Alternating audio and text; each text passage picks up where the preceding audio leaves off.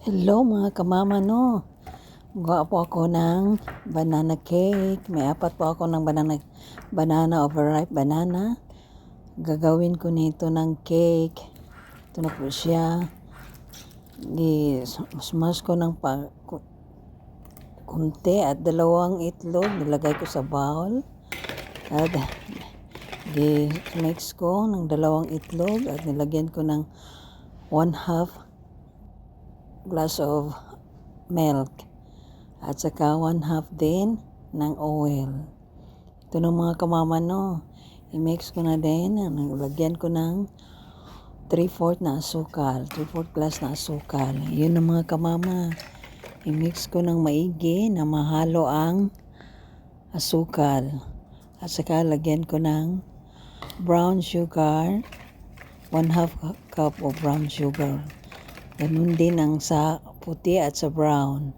Yun ang mga kamama no. I-mix ko ng todo at ilagay ko na yung saging na 4 na piraso na dinurog ko.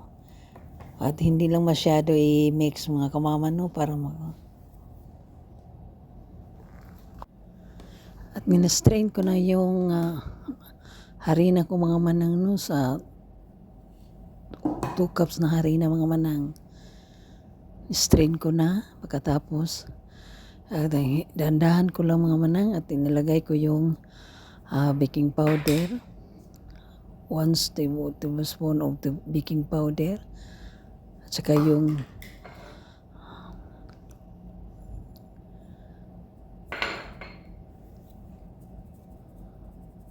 dahan-dahan lang pagkagawa mga manang no. Tapos mix ko ulit ng dandahan din ang pagmix. Huwag masyado idiin. Ginamitan ko na lang yung patsila mga manang. Yun ang mga kamama.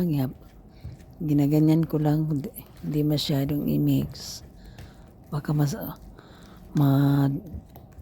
hindi masyadong maganda ang cake natin pag yan, dandahan ng mga manang at nilagay ko sa ranira. Tingnan mo mga manang, ang bango. Yan ang mga manang, nilagay ko na sa ranira.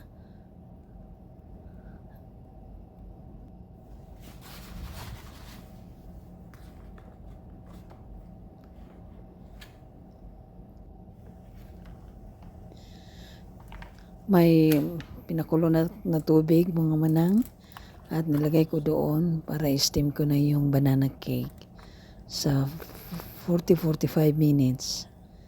Ito na po siya.